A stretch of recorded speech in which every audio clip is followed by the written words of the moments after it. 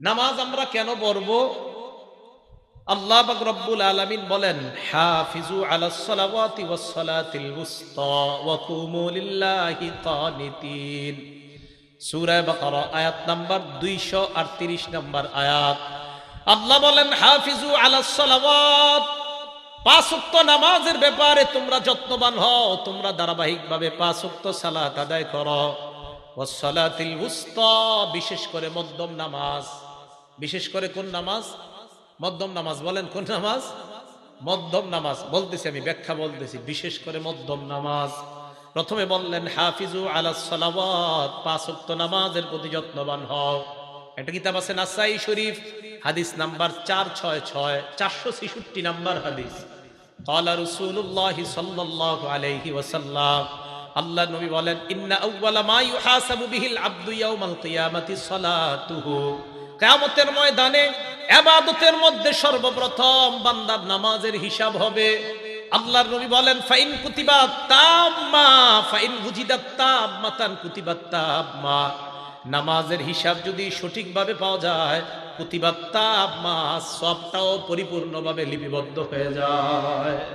নামাজের হিসাব যদি পরিপূর্ণভাবে পাওয়া যায়, কুতিবাত তাম্মা, তাহলে নামাজের সবটা পরিপূর্ণভাবে লেখা হবে। এবার এই কথাটা মন দিয়ে শুনেন।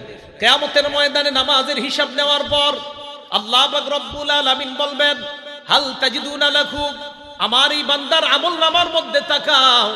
তাকানোর পর দেখো আমার বান্দার আমলনামার মধ্যে কোনো কমতি আছে কিনা, ফরজ আমলের মধ্যে কোনো কমতি আছে কিনা। যদি থাকে, ইউকমালু লাহু, ইউকমালু লাহু, ইউকমালু লাহু, দেখেন কি বলতেছেন, তার ওই কমতিটাকে পরিপূর্ণ করে দেওয়া হবে।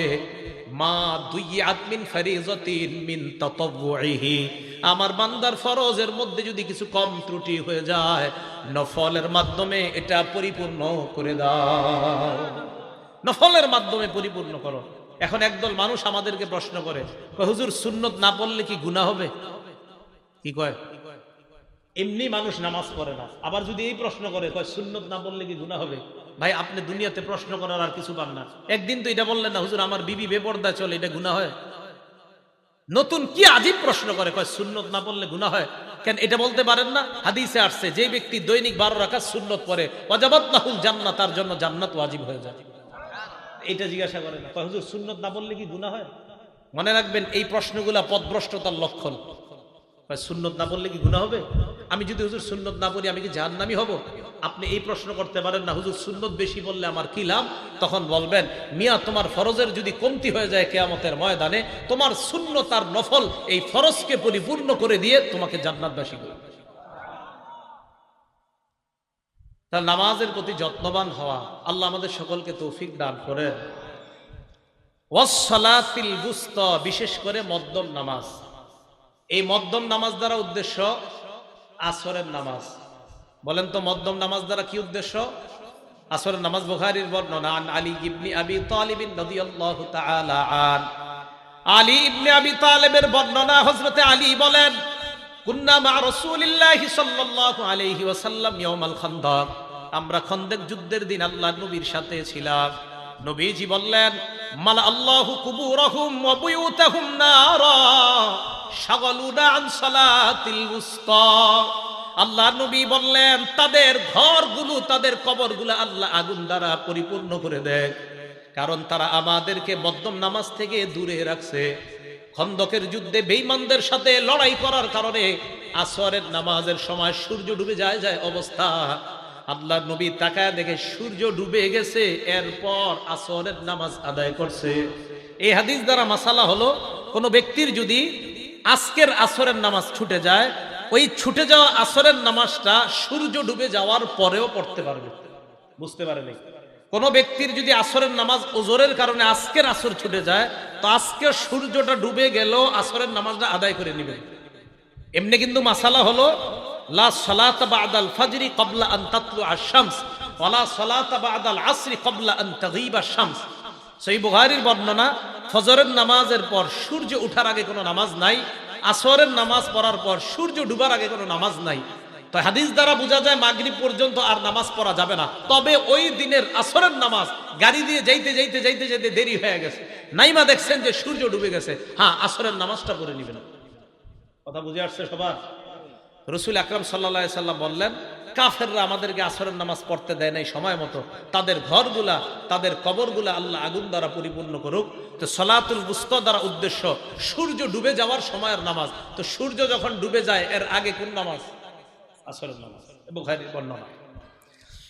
আসরের নামাজের গুরুত্ব আল্লাহ স্পেশাল ভাবে কেন দিছে? বিসমিল্লাহ। আসরের সময় মুরব্বীরা বাজারে যায়, আসরের সময় মধ্যম বয়স্ক যারা তারা ঘুমায়, আসরের সময় যুবকরা খেলতে যায়। খেলার কারণে যুবকরা আসর পড়ে না। মুরব্বীরা বাজার করতে গিয়ে ভুলে যায় আসরের কথা, সবাই না।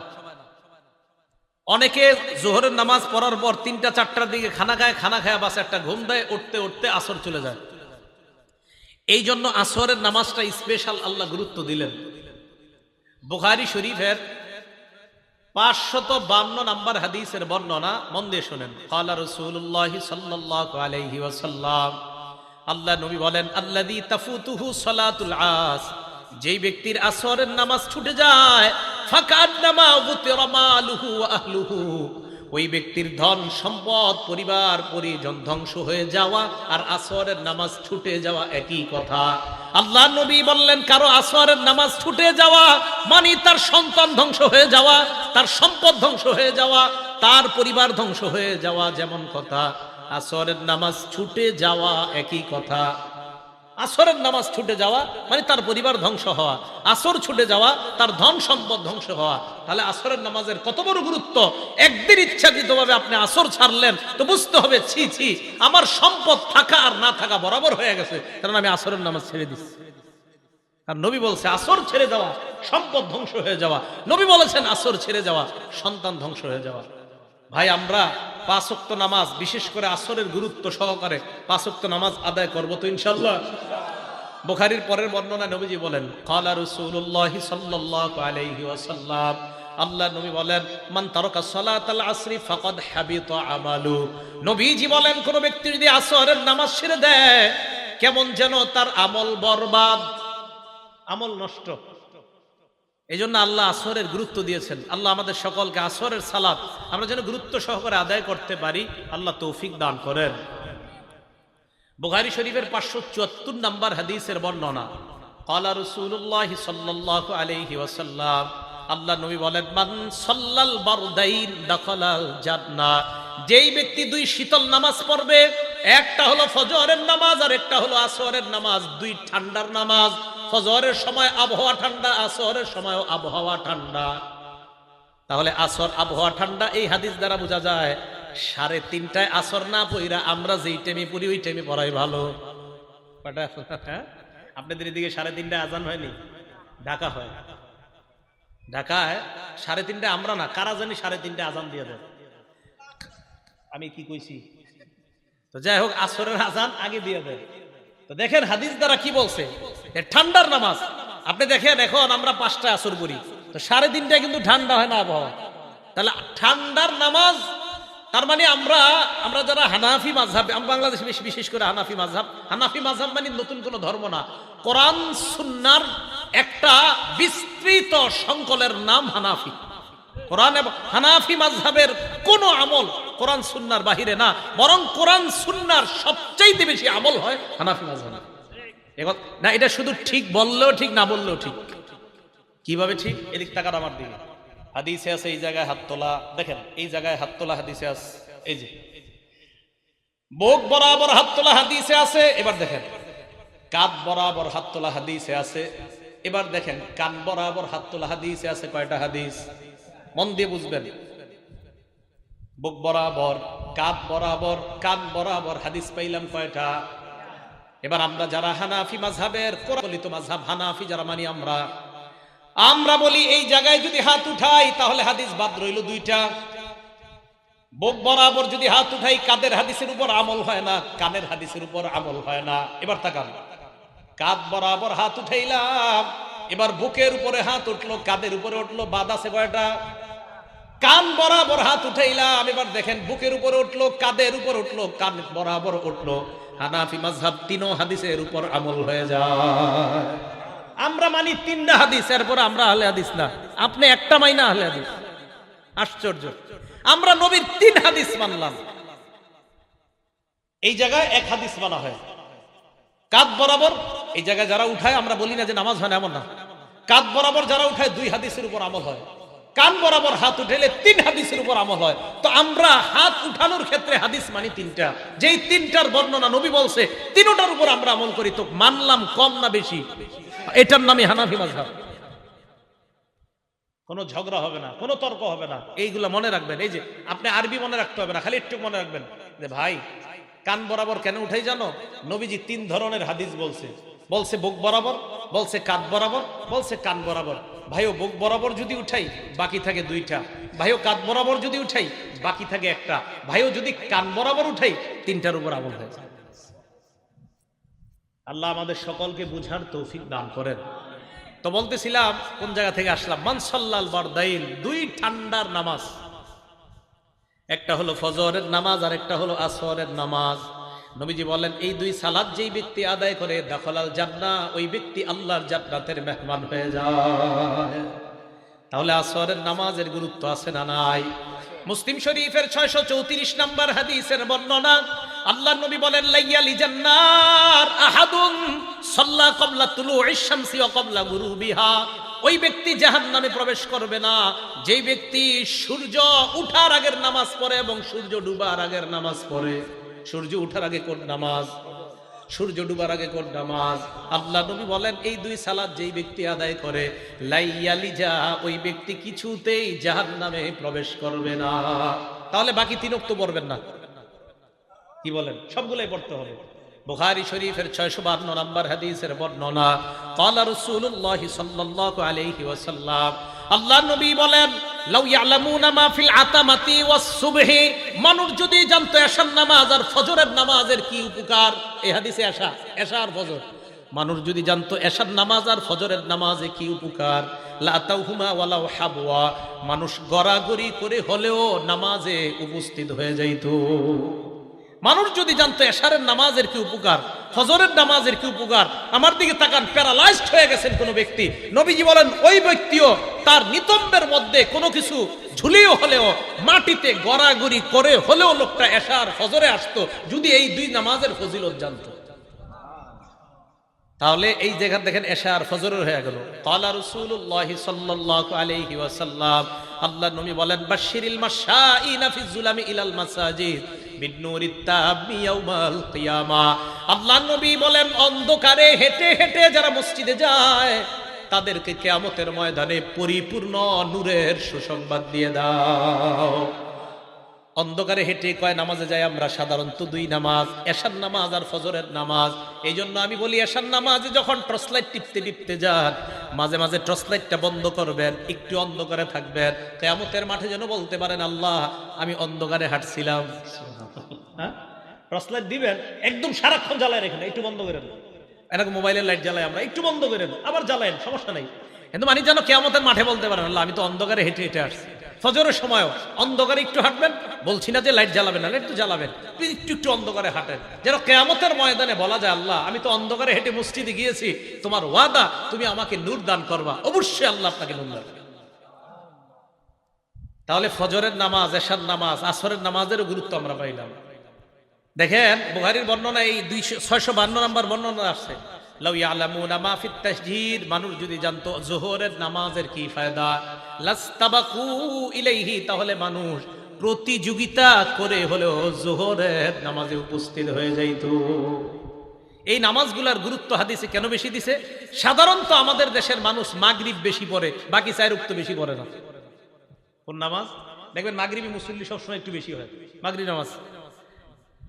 এই জন্য ফজরের নামাজে মুসল্লি কম হয়, জোহরেও কম হয়। জোহরে কৃষকরা মাঠে ঘাটে থাকে, কোনো মতে আইসা গোসল কইরা গামছা গাই দিয়ে মসজিদে গিয়ে নামাজ পড়া শুরু করে। এই ঠিক না এটা? হ্যাঁ, আপনারা কৃষক যারা আছেন গামছাটা গাই দিয়েই মসজিদে গিয়ে নামাজে দাঁড়ায় যান। আপনার একটু শরম করা দরকার। আপনি তো বেয়ের বাড়িতে কখনো গামছা গাই দিয়ে যান না, নাকি যান? বেয়ের বাড়িতে মানুষ গামছা গাই দিয়ে যায় না, আল্লাহর ঘরে মানুষ গামছা গাই দিয়ে যায়। এত খারাপ লাগে আমার, জানেন? তারপরেও পইরেন। আপনি আবার এই নিয়তে কিন্তু করেন না, হুজুর কইছে গামছা গায়ে না যাইতে, আর জামুই না মসজিদে। না না, আপনি যাই। আমি বলছি যে আপনি মানে গামছা গায়ে দিয়ে কেন যান? আপনি বাজারে যাইতেছেন কত পরিপাটি হয়ে, বিভিন্ন জায়গায় কত পরিপাটি হয়ে যান, আল্লাহর সামনে আপনি কেন একটু সুন্দর হয়ে যাবেন না? এটা আমার বোঝানোর উদ্দেশ্য। আল্লাহ আমাদের সকলকে কথাগুলা বুঝে শুনে আমল করার তৌফিক দান করেন। তাহলে নামাজের গুরুত্ব, এখন নামাজের গুরুত্ব আমরা কেন দিব? বুখারী শরীফের 757 700 কত হয়? 57। মন দিয়ে শুনেন। আল্লাহ বলেন আকিমিস সালাতা তরফাইন নাহার ওয়া যুলাফাম মিনাল লাইল। আল্লাহ পাক রব্বুল আলামিন বলেন আকিমিস সালাহ, নামাজ কায়েম করেন। সূরা আনকাবুতের 45 নম্বর আয়াতে আল্লাহ বলেন আকিমিস সালাহ, নামাজ কায়েম করেন। কোরআনের অসংখ্য অগণিত আয়াতে আল্লাহ বলেন আকিমুস সালাহ, তোমরা নামাজ কায়েম করো। আল্লাহ কেন বললেন নামাজ কায়েম করো? নামাজ পড়ো না বলে আল্লাহ কেন বললেন নামাজ কায়েম করো? নামাজ কায়েম করা দ্বারা অনেক উদ্দেশ্য। এক নাম্বার আল মুহাফাজাতু আলা শুরুতিস সালাহ, নামাজ সহিহ শুদ্ধ হওয়ার জন্য যেই শর্তগুলো আছে, শরীর পাক, কাপড় পাক, নামাজের জায়গা পাক ইত্যাদি জায়গাগুলো পাক করা। শরীর পবিত্র না হলে আল্লাহ আপনার নামাজ কবুল করবে না। বুখারীর বর্ণনা 6954 নম্বর হাদিসে আল্লাহ নবী বলেন লা ইয়াকবালুল্লাহু সালাতা আহাদিকুম ইযা আহদাসা হাত্তা ইয়াতাওয়াদ্দা। তোমাদের কারো যখন ওযু চলে যায়, ওযু করার আগ পর্যন্ত আল্লাহ তোমাদের নামাজ কবুল করবে না। ওযু করা এগুলো নামাজের শর্ত। গোসল পবিত্র যদি না থাকেন, ফরজ হয়, তাহলে গোসল করা এটাও নামাজের শর্ত। সূরা মায়েদা আয়াত নাম্বার 6 আল্লাহ বলেন ওয়াইন কুনতুম জুনুবান ফাত্তাহহারু, যদি তোমাদের উপর গোসল ফরজ হয়ে যায়, ভালোভাবে তোমরা পবিত্রতা অর্জন করো।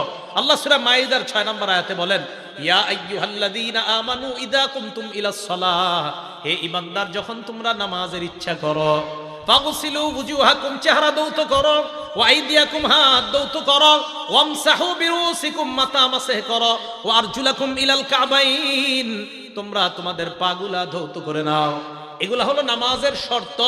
এইগুলাও করা নামাজ কায়েম করা, নামাজ প্রতিষ্ঠিত করা। এখন যে কথাটা বলবো এটা একটু মন দিয়ে শোনেন, যে নামাজ কায়েম কেন বললেন আল্লাহ। দেখি আমরা যারা নামাজ পড়ি, আমরা নামাজ কায়েম করি কিনা। একটা তো বললাম অপবিত্র থাকলে পবিত্র হওয়া। এখন যে হাদিসটা শোনাবো, এই হাদিস শোনার পর আমি বলবো না হাত উঠায় বলেন কারা কারা নামাজ কায়েম করেন, কিন্তু হাদিস শোনার পর মন দিয়ে জিজ্ঞাসা করেন আসলে আপনি নামাজ কায়েম করেন কিনা। আগে হাদিসটা মন দিয়ে শোনেন। বুখারী শরীফ 757 কত হয়? 757। বলেন তো বুখারী শরীফের কয় নাম্বার হাদিস? এটা একটু সবাই শিখেন, সারা জীবন মনে রাখতে হবে। 757। নবীজি মসজিদে বসে রয়েছে, নবী সাল্লাল্লাহু আলাইহি সাল্লাম মসজিদে বসে রয়েছে। এক ব্যক্তি মসজিদে ঢুকছে, ঢুকার পর নামাজে দাঁড়াইছে, আল্লাহু আকবার। দাঁড়ানোর পর নামাজ থেকে যখন সালাম ফিরাইলেন, সালাম ফিরানোর পর আল্লাহ নবীর সামনে গেলেন, যাওয়ার পর সাল্লাম আলাইহি, আল্লাহ নবীকে সালাম দিলেন। ফারাদ্দা আলাইহিস সালাম, আল্লাহ নবী তার সালামের জবাব নিলেন। সালামের জবাব নেওয়ার পর আল্লাহ নবী বললেন ইরজি ফাসাল্লি ফাইন্নাকা লাম তুসাল্লি, এ মিয়া তুমি আবার যাও নামাজ পড়ো, কারণ তুমি নামাজ পড়ো নাই। আসলে নামাজ পড়ে নাই, মাত্র না পড়ে আসছে। ওই ব্যক্তি গেছে, যাওয়ার পর আবার নামাজ পড়ছে, পড়ার পর আবার আসছে, আসার পর সালাম দিয়েছে, নবী জবাব দিলেন। আবার আল্লাহ নবী বললেন ইরজি ফাসাল্লি ফাইন্নাকা লাম তুসাল্লি, যাও আবার নামাজ পড়ো, কারণ তুমি নামাজ পড়ো নাই। তিনবার হয়েছে। ওই ব্যক্তি বললেন ইয়া রাসূলুল্লাহ মা উহসিনু গায়রাহু আল্লিমনি, আমাকে আপনি শিখিয়ে দেন, কারণ আমি এইভাবে নামাজ পড়লাম, এর চাইতে ভালো নামাজ আমি পড়তে জানি না। ওলামায়ে কেরাম আছে এখানে, এই হাদিসে আমার মাঝে মাঝে মনে হয়, এই হাদিসে আর কি পড়লে আমার মনে হয় ওলামায়ে কেরামদেরকে সোজা না বসেন, অনেকটা বেশিরভাগ যদি সেজদার দিকে বাঁকা থাকেন, সেজদা তো একটা হইল, আপনি দুই সেজদা দিবেন, হলো তো একটা। আল্লাহ নবী বললেন দুই সেজদার মাঝখানে সোজা হয়ে বসবা, এরপর সেজদায় যাবা, এটা হলো নামাজ কায়েম করা। এই উনি বললেন যে কায়েম হলো না, এটাই নামাজ কায়েম করা, প্রতিষ্ঠিত করা। নামাজ প্রতিষ্ঠিত করা মানে ধীরস্থিরতার সাথে দাঁড়িয়ে কেরাত করা, ধীরস্থিরতার সাথে রুকু করা, ধীরস্থিরতার সাথে সেজদা করা। নবীজি বললেন ইফআল যালিকা ফি সালাতিকা কুল্লিহা, এক রাকাত তোমাকে দেখায়া দিলাম, বাকি 2 পড়ো, 3 পড়ো আর 4 পড়ো, এইভাবে ধীরস্থিরতার সাথে তুমি নামাজ আদায় করো। প্রিয় নাসিরনগর এলাকার মুসলমান, আপনাদের হাত জোরে পা জোরে বলছি, একদিন এইভাবে আপনি নামাজ পড়েন, ইনশাআল্লাহ যেই মজা আপনি পাবেন, অতীতে এই মজা কখনো পান নাই। একদিন এইভাবে নামাজ পড়েন। তাহলে নামাজ কায়েম করা কেন বললেন আল্লাহ? নামাজের রুকু সুন্দরভাবে করা, সেজদা সুন্দরভাবে করা, করব তো ইনশাআল্লাহ। আল্লাহ পাক রব্বুল আলামিন আমাদের সকলকে সালাত কায়েম করার উদ্দেশ্যটা বুঝে আমরা যেন বুঝে শুনে আমল করতে পারি, আল্লাহ তৌফিক দান করেন। নামাজ আমরা কেন পড়ব? এক নাম্বার, অন্তরের প্রশান্তির জন্য নামাজ পড়ব। প্রথম, এক নাম্বার অন্তরের প্রশান্তি নামাজ। এখন টেলিভিশনে অ্যাডভার্টাইজ দেয়, আপনি কি হতাশায় ভুগছেন? আপনি কি পেরেশানিতে আছেন? ইউটিউবেও দেয়, টেলিভিশনেও দেয়। কি? তাহলে আপনি আমাদের খানকায় চলে আসুন, অমুক জায়গা টমুক জায়গা, যে হোক, এখানে এসে আপনি 1 মাস থাকুন, 1.5 মাস থাকুন, আপনার মনে প্রশান্তি আসবে। আপনার এলাকার গাছে গাছে লাগাই দিবেন। আপনি কি প্রশান্তি চান? হতাশায় ভুগছেন? আপনি মসজিদে আসুন, আপনার অন্তরে প্রশান্তি এসে যাবে। আবু দাউদ শরীফের 4986 নম্বর হাদিস। রাসূল আকরাম সাল্লাল্লাহু আলাইহি সাল্লামের সাহাবা, ওই সাহাবার মেয়ের জামাই এবং বেয়াই আসছে ওনারে দেখতে, মানে বেয়াই আর জামাই দুইজন গেছে অসুস্থ, একজনে গেছে তার বেয়াইকে দেখতে আর জামাই গেছে শ্বশুরকে দেখতে। তো উনি বলেন, ইনতালাক্তু আনা ওয়া আবি ইলা সিহরিল্লানা মিনাল আনসার, আমি আর আমার আব্বা গেলাম আনসারি শ্বশুর বাড়িতে গেলাম। নাউদুহু, তাকে দেখতে গেলাম অসুস্থ। ফাহাদারাতিস সালাত, নামাজের সময় হয়ে গেছে। নামাজের সময় হওয়ার পর উনি বাসার একজনকে বললেন, ইতুনি বিল উযু, ওযুর পানি আনো। লিউসাল্লিয়া ফাস্তারিহা, আল্লাহু আকবার। আমরা যদি অসুস্থ হই কত বাহানা করি, বৈশা নামাজ পড়ি, শুয়া নামাজ পড়ি, নামাজ পড়তে মন চায় না, আর একটু পরে পড়ি, এই তো আমাদের বাহানা। হ্যাঁ, আরে আমি আমারই বলতেছি, যে আমরা বক্তারা মাহফিলে যখন যাই, আরেকটু পরে, আরেকটু পরে নামাজ, না আরেকটু সামনে বললেও তো হয়। এ শয়তান ধোঁকা দিতে থাকেন, না ওই সামনে রাস্তার বাম পাশে মসজিদ পাবেন, আরেকটু সামনে যান, শয়তান ধোঁকা দিতেই থাকে। ওই সাহাবা বললেন, ওযুর পানি আনো। জামাই আর বেয়াই দুইজনে অবাক হয়ে সামনে বসে বলতেছে, আপনি তো অসুস্থ, একটু পরেও নামাজ পড়লে পারেন। আমরা কিন্তু এরকম কই, হুজুর ওযুর আছে তো একটু পরে পড়েন। হ্যাঁ, টাঙ্গাইল এক জায়গায় গেছি, ওই আপনার দিছি সুই, ওই যে করোনা টিকা, তো টিকা দেওয়ার পর টাঙ্গাইল মাহফিলে গিয়ে বয়ান করছি, হাত নাড়াইতে পারতেছি না, বাম হাত দুইটাই দিছি আমি, তৃতীয়টা বাকি আছে, হাত নাড়াইতে পারতেছি না। ওখানে গিয়ে আমি শেষে বিতিরের নামাজ দাঁড়াইছি, এক জায়গায় নামাজ পড়ছি, বিতির বাকি রাখছি, বিতিরটা পরে দাঁড়াইছি। তো একজন আমাকে বলতেছেন, হুজুর আপনি তো বিতির না পড়লেও পারতেন, কারণ সফর অবস্থায় বিতির না পড়ার একটা মাসালাও তো দেখা যায় ফিকহের কিতাবে। আমি বললাম, ভাই ওইটা তো মাসালা, এটা তো তাকওয়া, আপনার তো খুব কষ্ট হইতেছিল সফর অবস্থায় বিতির পড়তে। আমি বললাম, মাসালা তো মাসালার জায়গায় রাখতে হয়, কিছু ক্ষেত্রে আপনার মাসালা জায়েজের জায়গায় রাইখা আমল করলেই বেশি ফায়দা। বিতিরের নামাজ আদায় করা, দেখেন নামাজ মানে ছেড়ে দেওয়ার পর অনেকে প্রশ্ন করে, হুজুর সফরে কি সুন্নত ছেড়ে দেওয়া যায় না? আরে সফরের সুন্নত ছেড়ে দেওয়ার অপশন কার? এই যে আমার রানিয়ে আসি, তখন সুন্নত ছেড়ে দেওয়াটা সমস্যা না। আপনি গেছেন এক বাড়িতে বেড়াইতে 10 দিন, এখন ওই জায়গায় বেড়াইতে যাওয়ার পরে আপনি সুন্নত ছেড়ে দিবেন না, সুন্নত গুলো সবই পড়বেন। হ্যাঁ, ফরজটা 4 রাকাতের জায়গায় 2 রাকাত পড়বেন। কিন্তু যদি জামাতে নামাজ পড়েন ওই এলাকায়, তখন উনি 4 রাকাত পড়লে আপনি তো 4 রাকাতই পড়বেন, এলাকার ইমাম। আপনারা মুসাফিররা জামাত করলে 4 রাকাত ওয়ালা জামাত 2 রাকাত, বিতির 3 রাকাত 3 রাকাতই, মাগরিব 3 রাকাত 3 রাকাত। কিন্তু আপনাদের কোনো ব্যস্ততা নাই, কোনো কাজ নাই, তখন কিন্তু সুন্নতগুলো অবশ্যই পড়বেন। কথা কি বুঝে আসছে? সফর অবস্থায় সবাই মনে করি কি, মানে সব সময় মনে সুন্নত মাফ না। সফরে মানুষ যাওয়ার পর যদি তার ব্যস্ততা না থাকে, সে সুন্নত পড়বে, সব পড়বে। ব্যস্ততা থাকলে হ্যাঁ, তখন তার জন্য সুন্নতের ছাড়, ফরজ 4 রাকাতটা 2 রাকাত পড়বে। মনে থাকবে না ইনশাআল্লাহ? নামাজের গুরুত্ব দেওয়া, আল্লাহ তৌফিক দান করে। তো এই সাহাবা বলেন, ওযুর পানি আনো। আনছে, ওযু করে নামাজ পড়া আমি প্রশান্তি অর্জন করতে চাই। এবার তারা বললেন, দলিল কি? ওই সাহাবা জবাব দিলেন, সামি'তু রাসূলুল্লাহ সাল্লাল্লাহু আলাইহি ওয়াসাল্লাম ইয়াকুলু লি বেলাল, আল্লাহর নবীকে আমি শুনেছি, বেলালকে আল্লাহ নবী বললেন, বেলাল কুম ফাকিম ফারিহনা বিসসালাত, বেলাল তুমি দাঁড়াও, আজান দাও, ইকামত দাও, নামাজের ব্যবস্থা করো, আমাদেরকে নামাজের মাধ্যমে প্রশান্তি হওয়ার ব্যবস্থা করে দাও। হাদিস দ্বারা বোঝা যায় নামাজ শান্তি। আবু দাউদের 1319 নম্বর হাদিসের বর্ণনা। সারা জীবন এই কথাটা ঘরের মধ্যে লিখে রাখবেন। কানান নবিয়্যু সাল্লাল্লাহু আলাইহি ওয়াসাল্লাম ইযা হাযাবাহু আমরুন সাল্লা, আরেক বর্ণনায় ফাযাইলাস সালাহ। আল্লাহর নবীর জীবনে কোনো পেরেশানি যখন আসতো, নবীজি সর্বপ্রথম নামাজের মধ্যে দাঁড়িয়ে যাইতেন।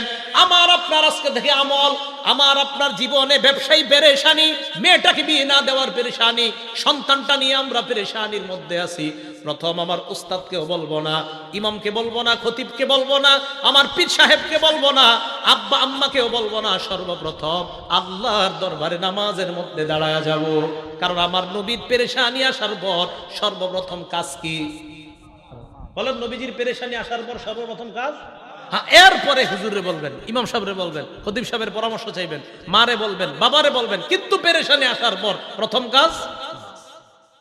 তাহলে নামাজ ভাই আপনার অশান্ত অন্তরকে প্রশান্ত বানায় দিবে ইনশাআল্লাহ। 2 নাম্বার, কালো মানুষরাও যদি নামাজ পড়ে তাদের চেহারা শরীরে আল্লাহ নূর পয়দা করে দেবে। সুন্দর মানুষ কেন বললাম না? সুন্দর মানুষ শুধু নূর দিবে আল্লাহ। কালো কেন বললাম? কালো মানুষও নামাজ পড়তে পড়তে নুরানি হয়ে যায়। সুবহানাল্লাহ। এটা কিভাবে বুঝবেন? দেখবেন এলাকার একজন সুন্দর ছেলে নামাজ পড়ে না, আর একটা কালো ছেলে নামাজ পড়ে, ওটারে দেখবেন চা খাওয়াইতে মন চায়, পান খাওয়াইতে মন চায়, কিন্তু সুন্দর ছেলেটা নামাজ রোজা কিছু করে না, এটা দেখলে আপনার মেজাজ খারাপ হয়। কালো মানুষটারে কেন মায়া লাগে? নামাজ পড়ে, আপনার দিলে তার প্রতি আল্লাহ মায়া তৈরি করে দিচ্ছে। মুসলিম শরীফের 422 নম্বর হাদিসের বর্ণনা, ক্বালা রাসূলুল্লাহ সাল্লাল্লাহু আলাইহি ওয়াসাল্লাম, আল্লাহ নবী বলেন, আত-তুহুরু শাতরুল ঈমান, পবিত্রতা ঈমানের অঙ্গ।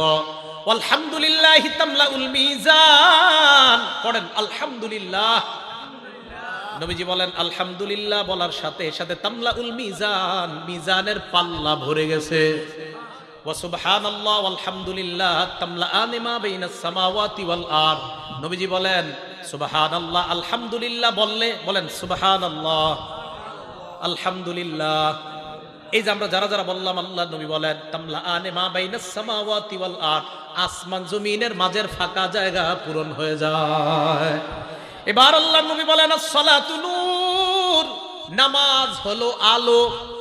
নামাজ কি? একটা কিতাব আছে নাম মুসনাদে আহমদ, 10 নম্বর খণ্ড, 83 নম্বর পৃষ্ঠা।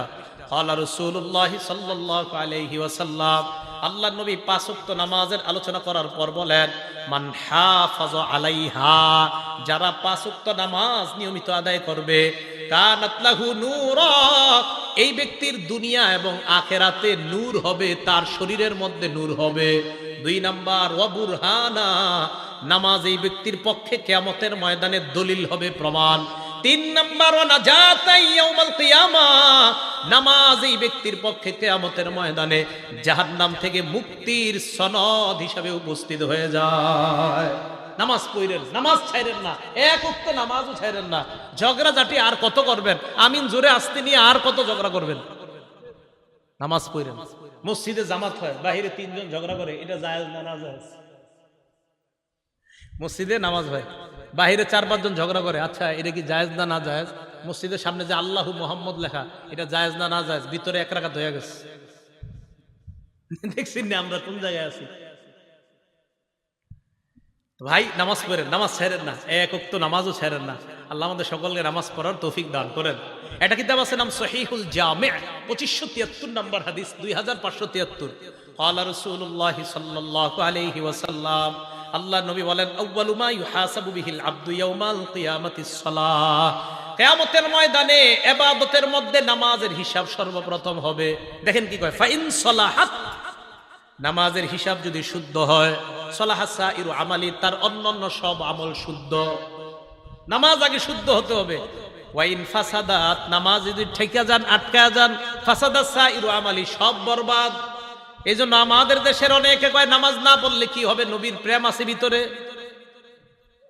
নামাজ না পড়লে কি হবে? কয় নবীর প্রেম আছে। মনে রাখবেন, যারা নামাজ পড়ে না এদের মধ্যে আসলে নবীর প্রেম নাই। একটু পরে আমি হাদিস দিয়ে দলিল দিচ্ছি, দেখেন তো। 3 নাম্বার, যারা নামাজ পড়বে কিয়ামতের ময়দানে নামাজ শুদ্ধ, সব আমল শুদ্ধ। এ হলো নামাজের 3 নাম্বার উপকারিতা। নামাজের 4 নাম্বার উপকারিতা, যেই ব্যক্তি নিয়মিত 5 ওয়াক্ত নামাজ সঠিকভাবে সুন্দরভাবে আদায় করবে, আল্লাহ নিজ জিম্মায় তাকে জান্নাতে প্রবেশ করাবেন। আবু দাউদ শরীফের 1420 নম্বর হাদিস, 1420। ক্বালা রাসূলুল্লাহ সাল্লাল্লাহু আলাইহি ওয়াসাল্লাম, আল্লাহ নবী বলেন, খামসু সালাওয়াত কাতাবাহুন্নাল্লাহু আলাল ইবাদ, 5 ওয়াক্ত নামাজ বান্দার উপর আল্লাহ ফরজ করেছেন। মান জাআ বিহিন্না লাম ইউদাইয়্যা মিনহুন্না শাইআন ইস্তিগফাফান বিহাক্কিহিন্না, যেই ব্যক্তি 1 ওয়াক্ত নামাজও নষ্ট করবে না, নামাজের প্রতি অবজ্ঞা করবে না, নামাজের প্রতি অবজ্ঞা কাকে বলা হয়? তাবলিগের লোকেরা গেছে দাওয়াত দিতে, একজন মুরব্বী চা দোকানের সামনে চা খায়, ভাই চলেন মসজিদে ইমানি কিনের কথা চলতেছে, নামাজ পড়বেন। কারণ থুর মিয়া, তুমি প্রত্যেক সপ্তাহে খালি পডর পডর করে আইসা ধরো পডর পডর, আবার নামাজের দাওয়াত দেয়, আরে যা তো তুই একদিন, আবার নামাজের একদিন দাওয়াত দিয়েছেন, আর থুর ডেলি খালি এক কথায় খালি বারবার পেট পেট করো। তার মানে নামাজের প্রতি তার অবজ্ঞা, অনীহা। এই ব্যক্তি কিন্তু আল্লাহর কাছে কঠিন ধরা খাবে। নবীজি বলেন এরকম অবজ্ঞা না করে যারা নিয়মিত 5 ওয়াক্ত নামাজ আদায় করবে, কানা লাহু ইনদাল্লাহি আহদুন আইয়ুদখিলাহুল জান্নাহ, আল্লাহর ওয়াদা, আল্লাহ তাকে জান্নাতে প্রবেশ করায়া দিবেন। আল্লাহ পাক রব্বুল আলামিন আমাদের সকলকে নামাজের গুরুত্ব দিতে পারি যেন আমরা, আল্লাহ তৌফিক দান করেন। নামাজের উপকারিতা নাম্বার 5, যেই ব্যক্তি যত বেশি নামাজ আদায় করবে ওই ব্যক্তির প্রত্যেকটা সেজদায় মর্যাদা বাড়ে, প্রত্যেকটা সেজদায় গুনাহ মাফ হয়। মুসলিম শরীফের 980 নাম্বার হাদিস, মাদান ইবনে আবি তালহা একজন তাবিঈ, উনি বলেন লাকিতু সাওবান মাওলা রাসূলুল্লাহ সাল্লাল্লাহু আলাইহি সাল্লাম, নবীজির গোলাম হযরত সাওবান রাদিয়াল্লাহু তাআলা আনহুর সাথে আমি সাক্ষাৎ করলাম। করার পর আমি তাকে বললাম একটা আমল আমাকে বলে দেন যে আমলটা করলে আমি জান্নাতি হব। একবার প্রশ্ন করলাম, দুইবার প্রশ্ন করলাম, তিনবার প্রশ্ন করলাম, তৃতীয়বার হযরত সাওবান বললেন তুমি আমাকে যে প্রশ্নটা করলা অবিকল এই প্রশ্ন আমি আল্লাহ নবীকে করেছিলাম, তুমি আমারে যেটা করছো এই প্রশ্নটা নবীজিকে করেছে, অথবা আমি নবীজিকে দেখেছি এক ব্যক্তি নবীজিরে এই প্রশ্ন করছে। করার পর আল্লাহ নবী তাকে শিখাইয়া দিলেন আলাইকা বিকাসরাতিস সুজুদ, তুমি বেশি বেশি সিজদা দাও। সুবহানাল্লাহ। ফাইন্নাকা লা তাসজুদু লিল্লাহি সাজদা ইল্লা রাফাআকাল্লাহু বিহা দারাজা ওয়া হাত্তা আনহা বিহা খতিআ, কেননা তুমি একটা সিজদা দেওয়ার সাথে সাথে তোমার মর্যাদা বেড়ে যায়, আর একটা সিজদা দেওয়ার সাথে সাথে তোমার গুনাহ ঝরে যায়। তাহলে এলো নামাজের 5 নাম্বার উপকারিতা। 6 নাম্বার উপকারিতা নামাজের, একজন সাহাবা, তার নাম মনে রাখবেন, রবিআ ইবনে কাব। বলেন কি নাম? ইবনে কাব। মুসলিম শরীফের 981 নাম্বার হাদিস। এই হাদিস থেকে আজকে আমরা জানবো আশিকে রাসূল কারা। বলেন কি রাসূল কারা? আশিকে রাসূল কারা? আমরা সবাই আশিকে রাসূল হইতে চাই না ইনশাআল্লাহ? নবীর আশিক সবাই হইতে চাই না? হ্যাঁ, তবে আমরা প্রকৃত আশিক হতে চাই, অন্য আশিক হতে চাই না। কি আশিক বলেন তো? জোরে বলেন কি আশিক? আরো জোরে বলেন কি আশিক? অপকৃত আশিকও আছে। কোনটা অপকৃত? এই প্রকৃতটার পরিচয় পাইলে অপকৃতটার পরিচয় পেয়ে যাবেন। এবার প্রকৃত আশিক কারে কয় এটার পরিচয় জানেন? নবীজির সাহাবা রবিআ ইবনে কাব। এই রবিআ ইবনে কাব রাদিয়াল্লাহু তাআলা আনহু বলেন কুনতু আবিতু মা রাসূলিল্লাহি সাল্লাল্লাহু আলাইহি ওয়াসাল্লাম, আল্লাহর নবীর সাথে আমি রাত্রি বেলা যাপন করলাম। রাতের বেলা আল্লাহর নবী নামাজ পড়তে ওঠার পর আতাইতুহু বিউযুইহি ওয়া হাজাতিহি, আল্লাহর নবীকে আমি ওযুর পানি আইনা দিলাম। এই হাদিসটা মানে আমি আপনাদেরকে বলছি, আমি 2-3 দিন গ্যাপে, মানে 2-3 দিনের মাঝে বারবার এই হাদিসটা আমি পড়ি। কেন পড়ি দেখেন, এই সাহাবা নবীজিরে যখন ওযুর পানি দিছে, নবীজি ওনাকে বললেন সাল, এই তুমি আমার কাছে কিছু চাও, যা চাইবা তাই দিব, চাও। সুবহানাল্লাহ। আমি আপনি আমাদের এলাকার আমরা যদি হইতাম, হুজুর 10 তলা একটা বাড়ি দরকার বা 5 তলা, ভাই আল্লাহ জানে কি বলতাম, যে যা বলতেন। এই যুগের মানুষ আমরা এইগুলা ছাড়া আর কি চাই বলেন? নবীজির সাহাবা নবীজির এমন এক জবাব দিলেন, যেই জবাবে আমরা আশ্চর্য হইছি এমন না, খুদ নবীজি আশ্চর্য হয়ে গেছে। নবীজি ভাই কিছু চাও আমার কাছে?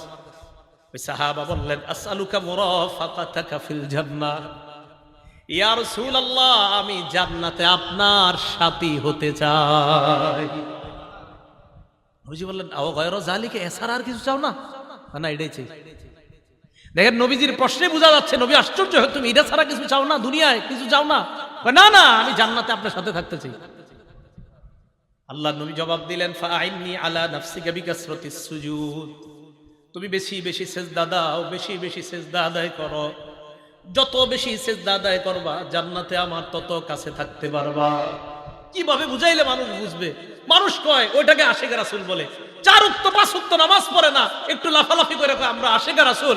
আজকের এই হাদিস দ্বারা বোঝা গেল নামাজ বেশি পড়া, সিজদা বেশি যারা দেয় তারাই প্রকৃত আশিকে রাসূল। নামাজ না পড়ে যারা লাফালাফি করে এরা আশিকে রাসূল না, এরা প্রতারক, ধোঁকাবাজ। আশিকে রাসূল না, নামাজ পড়ে না। নবীজির এই হাদিসে কি বোঝা যাচ্ছে? নামাজ যত বেশি পড়বে সে তত বেশি প্রকৃত আশিকে রাসূল। ভাই কিভাবে বুঝাইলে বুঝবেন? হাদিস স্পষ্ট প্রমাণ করে সেজদা বেশি দাও, সেই হবে নবীর প্রকৃত মহব্বতকারী বান্দা, সেই হবে নবীর প্রকৃত মহব্বতকারী উম্মত। এই কথাগুলা যারা নামাজ না পড়েও বলে আমি আশিক রাসূল, এদেরকে বুঝাইবেন, ঝগড়ার মাধ্যমে না, সুন্দরভাবে বুঝাইবেন। ভাই, মুসলিম শরীফের 981 নম্বর হাদিসে নবীর এক সাহাবা রবিয়া ইবনে কাব নবীর রাতে ওযুর পানি দিছে। নবী বলছে কি চাইবা চাও। নবীজির ওই সাহাবা বলছে আমি জান্নাতে আপনার সাথে থাকতে চাই। তখন নবীজি বলছে সারাজ কিছু চাও না? কয় না। তখন নবী বলছে বেশি বেশি সিজদা দাও, বেশি বেশি নামাজ পড়ো, তাহলে জান্নাতে তত বেশি আমার কাছে থাকবা। ভাইও, নবীর কাছাকাছি হতে হলে নামাজের বিকল্প নাই। মনে থাকবে তো ইনশাআল্লাহ? আল্লাহ আমাদেরকে এই কথাগুলা সব সময় মনে রাখার তৌফিক দান করেন। বুখারী শরীফের 662 নম্বর হাদিস, হাদিসটা মন দিয়ে শুনেন। সকাল সন্ধ্যায় যারা হাইটা হাইটা মসজিদে যান না আপনারা? আমরা মসজিদে যাই না? মাশাআল্লাহ। ক্বালা রাসূলুল্লাহ সাল্লাল্লাহু আলাইহি ওয়াসাল্লাম, আল্লাহর নবী বলেন মান গাদা ইলাল মসজিদি ওয়া রাহা, সকাল সন্ধ্যায় যারা মসজিদে যায়, আ'আদাল্লাহু লাহু নুজুলাহু মিনাল জান্নাতি কুল্লামা গাদা আও রাহা, যতবার ওই লোকটা সকাল সন্ধ্যায় মসজিদে যায় ততবার জান্নাতের মধ্যে তার জন্য আল্লাহ মেহমানদারি প্রস্তুত করে নেয়। পেট রেডি করেন খাওয়ার জন্য ইনশাআল্লাহ। জান্নাতে যারা নামাজি, আমরা আমাদের এই সকল এই জায়গায় যারা বসে আছি ইনশাআল্লাহ আমরা নামাজিও হয়ে যাব, জান্নাতে সবাই একসাথে দেখা করবো ইনশাআল্লাহ। কি বলেন? আমরা যদি সবাই এই জায়গায় যারা আছি জান্নাতে দেখা হয়, মজা হবে না? আপনি আমারে বলবেন হুজুর মনে আসেনি, আপনি ব্রাহ্মণবাড়ি অমুক জায়গায় গেছিলেন, তো আমিও বলবো হ্যাঁ মনে আছে। তো বলেন তো জান্নাতে এই আলোচনাগুলো হইলে অনেক মজা লাগবে না? আল্লাহ আমাদের সকলের এই চিত্রটা এই মুহূর্তে জান্নাতীদের লিস্টে লিপিবদ্ধ করে দেন। তাহলে সকাল সন্ধ্যায় মসজিদে যাবেন, প্রত্যেকবার আপনার জন্য জান্নাতে খাবার প্রস্তুত করা হয়ে যাচ্ছে। নামাজের মধ্যে গুরুত্বপূর্ণ সকালে প্রথম একটা নামাজ দিয়ে আমরা দিন শুরু করি। কি নামাজ? ফজর। মাশাআল্লাহ, কোন নামাজ? ফজরের নামাজ। একটা হাদিস বলবো, বলার পর আপনারা সিদ্ধান্ত নেবেন যে এটা এখন থেকে পড়বেন কিনা। পড়েন তো সবাই ইনশাআল্লাহ, যে হোক এখনো যারা না পড়েন প্রতিদিন পড়বেন ইনশাআল্লাহ। ক্বালা রাসূলুল্লাহ সাল্লাল্লাহু আলাইহি ওয়াসাল্লাম, আল্লাহ নবী বলেন মান সাল্লা সুবহা ফাহুয়া ফি জিম্মাতিল্লাহ, কোন ব্যক্তি যদি ফজরের নামাজ পড়ে ওই ব্যক্তি আল্লাহর জিম্মায় চলে যায়। ফালা ইউতবিআন্নাকুমুল্লাহু ফি জিম্মাতিহি বিশাইইন, আল্লাহ যেন তার জিম্মার ব্যাপারে তোমাদেরকে প্রশ্ন না করে। এই হাদিসের উদ্দেশ্য হলো ফজরের নামাজ যেই ব্যক্তি পড়ে, কোন কৃষক যদি ফজর পড়ে মাঠে যায় ওই কৃষকের উপর জুলুম করবা না, কারণ কিয়ামতের ময়দানে আল্লাহ বলবে ফজর আদায়কারীর উপর কেন জুলুম করলা? ফজর আদায়কারীকে না আমি নিরাপত্তা দিয়েছিলাম, তুমি কেন তার উপর জুলুম করলা? ফজর আদায়কারী না আমি আল্লাহর জিম্মায় চলে গেছে, তারে জুলুম করলা কেন তুমি? নবীজি বললেন সাবধান, আল্লাহর জিম্মায় যারা আছে তার ব্যাপারে যেন তোমাদেরকে প্রশ্ন না করে। এটা হলো ফজরের নামাজ পড়ার উপকারিতা। তো ফজরের নামাজের মাধ্যমে ইনশাআল্লাহ আমরা দিন শুরু করব। ফজরের নামাজ কেউ আজকে থেকে, আগেও করি না ইনশাআল্লাহ, আজকে থেকে কেউ কাজা করব না, স্বজ্ঞানে করব না ইনশাআল্লাহ। হাত তুলেন ইনশাআল্লাহ, আল্লাহ কবুল করেন। ফজরের আগে সুন্নত কয় রাকাত? বিসমিল্লাহ। এই 2 রাকাত সুন্নতের ব্যাপারে নবীজি বলেন ক্বালা রাসূলুল্লাহ সাল্লাল্লাহু আলাইহি ওয়াসাল্লাম, আল্লাহর নবী বলেন রাকাতুল ফজরি আহাব্বু ইলাইয়া মিনাদ দুনিয়া ওয়া মা ফিহা, ফজরের নামাজের আগে 2 রাকাত সুন্নাত দুনিয়া এবং দুনিয়ার মধ্যে যা আছে সবচাইতে আমার কাছে বেশি প্রিয়। ফজরের নামাজের সুন্নতটা যদি পারেন বাসায় পড়বেন। ঘড়ির দিকে তাকাইছেন, তাকায় দেখেন 20 মিনিট বাকি আছে, বাস সুন্নতটা বাসায় পড়েন। প্রথম কাজ সুন্নত বাসায় যদি পারেন আর কি বাসায় পড়েন। দ্বিতীয় কাজ, ফজরের সুন্নতে প্রথম রাকাতে কুল ইয়া আইয়ুহাল কাফিরুন পড়বেন, দ্বিতীয় রাকাতে কুল হুয়াল্লাহ। বলেন প্রথম রাকাতে কোন সূরা? আইয়ুহাল কাফিরুন, দ্বিতীয় রাকাতে কুল হুয়াল্লাহু আহাদ। নবীজি মসজিদে আসছে, এক সাহাবা নামাজ পড়তেছে, আল্লাহু আকবার। তো নামাজে সূরা ফাতিহা পড়ার পর উনি আস্তে আস্তে পড়তেছে কুল ইয়া আইয়ুহাল কাফিরুন প্রথম রাকাতে। তো নবীজি শুনে ফেলছে আস্তে কানে দিয়া। তো নবীজি শোনার পর বললেন হাযা আব্দুন আরাফা রাব্বাহ, এই ব্যক্তি তার রবকে চিনতে পারছে। দ্বিতীয় রাকাতে ওই সাহাবা পড়লেন কুল হুয়াল্লাহু আহাদ, আল্লাহ নবী বললেন হাদা আব্দুন আমানা বিরাব্বি, এই ব্যক্তি তার রবের উপর পরিপূর্ণ ঈমান আনছে। এজন্য আজকে থেকে আমলটা মনে রাখবেন, ফজরের সুন্নতে প্রথম রাকাতে কুল ইয়া আইয়ুহাল কাফিরুন, দ্বিতীয় রাকাতে কুল হুয়াল্লাহ। আরেকটা সুন্নতে আমলটা করবেন, বলবো মাগরিবের পরের সুন্নতে প্রথম রাকাতে কুল ইয়া আইয়ুহাল কাফিরুন, দ্বিতীয় রাকাতে কুল হুয়াল্লাহ যদি পারেন। বাকি ফজরের সুন্নতে প্রথম রাকাতে কুল ইয়া আইয়ুহাল কাফিরুন, দ্বিতীয় রাকাতে কুল হুয়াল্লাহ। এটার দ্বারা কি উদ্দেশ্য জানেন? কুল ইয়া আইয়ুহাল কাফিরুনের মাধ্যমে প্রথম রাকাতে আপনি বুঝাইতেছেন আমি যত শিরিক সব বর্জন করলাম, দ্বিতীয় রাকাতে কুল হুয়াল্লাহ পড়ার মাধ্যমে বলতেছেন আমি আল্লাহর একত্ববাদ স্বীকার করে আমার দিন শুরু করলাম। আরেকটা আমল যদি পারেন, যদি সম্ভব হয়, এটা ওলামারা পারবে, আপনারা যদি পারেন আর কি, কোরআন শরীফ মুখস্থ সাধারণদের মধ্যে মুখস্থ করার একটা আয়াত মুখস্থ করতে পারবেন না ইনশাআল্লাহ? সূরা বাকারার 136 নম্বর আয়াত ফজরের প্রথম রাকাতে মাঝে মাঝে সূরা বাকারার 136 নম্বর আয়াত আল্লাহ বলেন কুলু আমান্না বিল্লাহি ওয়া মা উনজিলা ইলাইনা ওয়া মা উনজিলা ইলা ইব্রাহিমা ওয়া ইসমাঈলা ওয়া ইসহাকা ওয়া ইয়াকুবা ওয়াল আসবাতি ওয়া মা উতিয়া মূসা ওয়া ঈসা ওয়া মা উতিয়া আন-নাবিয়্যুনা মির রাব্বিহিম লা নুফাররিকু বাইনা আহাদিন মিনহুম ওয়া নাহনু লাহু মুসলিমুন। এটা এক রাকাতে, ফজরের প্রথম রাকাতে। ফজরের নামাজের দ্বিতীয় রাকাতে পড়বেন সূরা আলী ইমরানের 64 নম্বর আয়াত। ওই আয়াতে আল্লাহ পাক রব্বুল আলামিন বলেন قل يا أهل الكتاب تعالوا إلى كلمة سواء بيننا وبينكم ألا نعبد إلا الله ولا نشرك به شيئا ولا يتخذ بعضنا بعضا أربابا من دون الله فإن تولوا فقولوا اشهدوا بأننا مسلمون। ফজরের প্রথম রাকাতে কুল ইয়া আইয়ুহাল কাফিরুন, দ্বিতীয় রাকাতে কুল হুয়াল্লাহ। যদি পারেন মাঝে মাঝে প্রথম রাকাতে সূরা বাকারার 136 নম্বর আয়াত, দ্বিতীয় রাকাতে সূরা আলী ইমরানের 64 নম্বর আয়াত। তাহলে এবার আসেন, প্রথম গেল ফজরের সুন্নত, বেশি সময় থাকলে ঘরে পড়ে নেবেন। দ্বিতীয় নম্বরে গেল প্রথম রাকাতে কুল ইয়া আইয়ুহাল কাফিরুন, দ্বিতীয় রাকাতে কুল হুয়াল্লাহ। যদি পারেন মাঝে মাঝে প্রথম রাকাতে সূরা বাকারার 136 নম্বর আয়াত, দ্বিতীয় রাকাতে 64 নম্বর, মুসলিম শরীফের হাদিসে আছে আলী ইমরানের 64 নম্বর আয়াত। 3 নম্বর কাজ, সুন্নত পড়ার পর আল্লাহর কাছে একটা দোয়া করবেন, আল্লাহুম্মা রাব্বা জিবরাইলা ওয়া মিকাইলা ওয়া রাব্বা মুহাম্মাদিন সাল্লাল্লাহু আলাইহি ওয়াসাল্লাম আউযু বিকা সালাসা মাররাত আউযু বিকা মিনান নার সালাসা মাররাত। বাংলায় বলবেন, হে জিবরাইলের রব, হে মিকাইলের রব, হে মুহাম্মদ সাল্লাল্লাহু আলাইহি ওয়াসাল্লামের রব, আমি আপনার কাছে জাহান্নাম থেকে পানাহ চাই। এটা 3 বার বলবেন। ফজর পড়লেন, সুন্নত পড়লেন, সুন্নতের পর আল্লাহর কাছে বলবেন, আল্লাহ জিবরাইলের রব, মিকাইলের রব, মুহাম্মদ সাল্লাল্লাহু আলাইহি সাল্লামের রব, আমি আপনার কাছে জাহান্নাম থেকে পানাহ চাই। 3 বার বলবেন। এটা বলার পর চতুর্থ কাজ, ফজরের সুন্নত পড়া বিবির দিকে তাকাইবেন। যদি ঘরে পড়েন, কার দিকে তাকাবেন? বিবির দিকে তাকানোর পর আম্মা জান আয়েশা বলেন, আল্লাহ নবী আমার দিকে তাকানোর পর ফাইন কুনতু মুস্তাইকিজাতান, আমি যদি জাগ্রত থাকতাম, হাদ্দাসানি, আল্লাহ নবী আমার সাথে কথা বলতেন। তাহলে মনে রাখবেন, ফজরের সুন্নত পড়ার পর বিবির দিকে তাকানোর পর যদি দেখেন বিবি জাগ্রত, কথা বলবেন। এই নিয়তে কথা বলবেন, আমার নবী তার বিবির সাথে কথা বলতেন, আমিও বিবির সাথে কথা বললাম, আল্লাহ নবীর সুন্নত আদায় হয়ে যায়।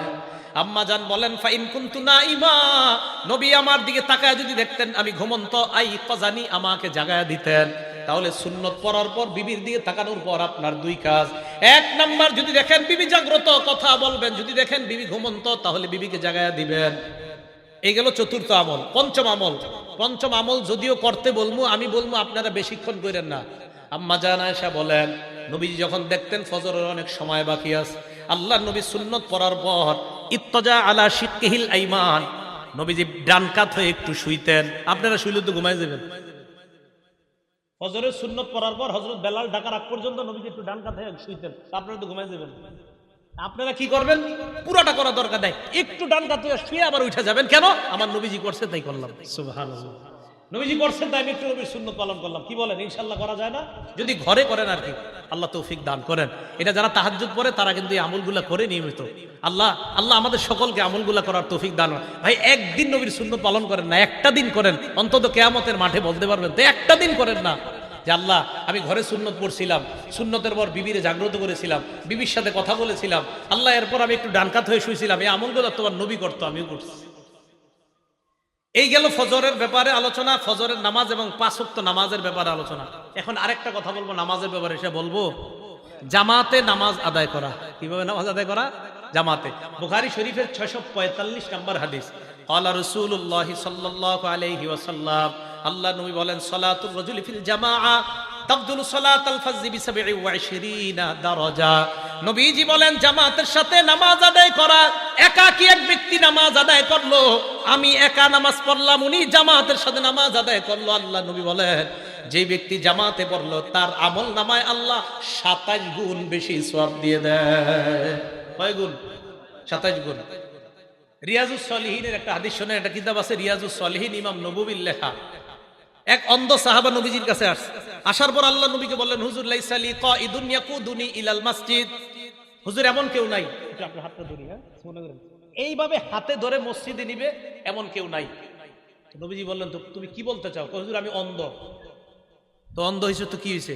অন্ধ মানুষ তো হুজুর, আমি যে কারো হাত ধরে আসবো বা কেউ আমার ধরে আনলে এরকম নাই। তুমি কি বলতে চাও সেটা বলো। হুজুর আমি কি বাসায় নামাজ পড়লে হবে, ঘরে নামাজ পড়লে হবে? তখন নবীজি একটু চিন্তা করে বল, হ্যাঁ ঠিক আছে, ঘরে নামাজ পড়ো যাও। এতটুকু বুঝছেন সবাই? অন্ধ সাহাবা, মসজিদে আসার মতো কেউ নাই, নবীজি বললেন হ্যাঁ ঘরে নামাজ পড়ো। হাদিস কিন্তু শেষ হয় নাই, একটু শুই না, কেউ দৌড় দেন না, পুরাটা শোনেন। ফালাম্মা ওয়াল্লাহ, অন্ধ সাহাবা যখন বাড়ির দিকে রওনা করছে, দাহু, নবীজি ডাকছে, শোনো শোনো শোনো, হাল তাসমাউন নিদা, তুমি কি বাসায় যখন থাকো আজানের আওয়াজ শোনো? জি হুজুর আজান তো শুনি। নবীজি বললেন ফাজিব, তাহলে নামাজে আসো। তাহলে কোথায় আসো? এখানে আপনারা যে কয়জন অন্ধ আছেন, তাহলে কি বোঝা যায়? অন্ধ সাহাবাকে প্রথমে বললেন বাসায় নামাজ পড়ো। আজান শুনুনি? কয় জি হুজুর শুনি। মসজিদে আসো। এখন তো মাশাআল্লাহ মাইকের আওয়াজ মুখের চেয়ে আরো কম যায় না বেশি যায়? কি পরিমাণ নামাজে আসা উচিত। ভাই জামাত মিস করেন না, পুরুষরা জামাত মিস করে না, জামাতে আইসেন। আল্লাহ আমি সহ আমাদের সকলকে জামাতের প্রতি গুরুত্ব দিয়ে যেন আমরা সালাতগুলো আদায় করতে পারি, আল্লাহ তৌফিক দান করেন। রমজান পরবর্তী কয় কাজ?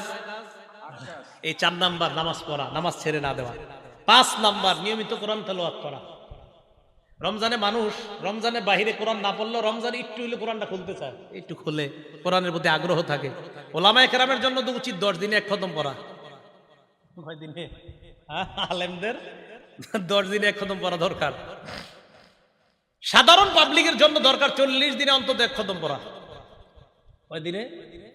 আপনাদের কৃতি সন্তান মুফতি ফজলুল হক আমিনী রহমতুল্লাহ আলাইহি মরার আগেও 7 দিনে 1 খতম কোরআন শরীফ পড়তেন। না বুঝাইতে পারি নাই, উনি তো আমগো সন্তান না, আপনাদের এলাকার সন্তান, এই পাশের সরাইলের।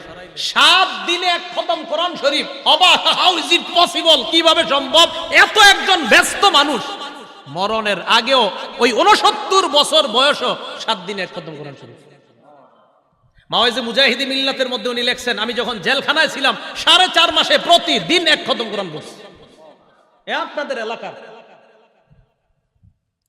আল্লামা আমিনী সাহেব, হুজুরের ছাত্র, আমি বেশি দিন আসলে পাই নাই, ভাগ্য খারাপ। হুজুরে যারা কাছ থেকে দেখছে ওনারা বুঝতে পারছে কি মানুষ, কি আজীব মানুষ ছিলেন।